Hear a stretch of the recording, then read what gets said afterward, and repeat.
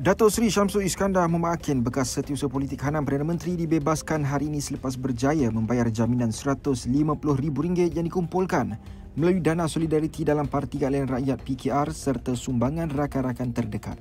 Beliau pada awalnya dikatakan tidak mampu menyediakan jumlah tersebut, namun kutipan yang digerakkan kepimpinan parti akhirnya membolehkan dua individu, seorang kenalan dari Melaka dan seorang bekas anggota Angkatan Muda Keadilan bertindak sebagai penjamin. Syamsul yang berdepan 4 tuduhan rasuah menegaskan komitmennya untuk membersihkan nama dan telah memberikan kerjasama penuh kepada SPRM sejak siasatan dimulakan. Peguamnya Muhammad Yusof pula mengingatkan supaya tiada pihak membuat andaian melampau kerana prosiding baru sahaja bermula dan pasukan pembelaan akan meneliti segala komen yang boleh menjejaskan proses tersebut.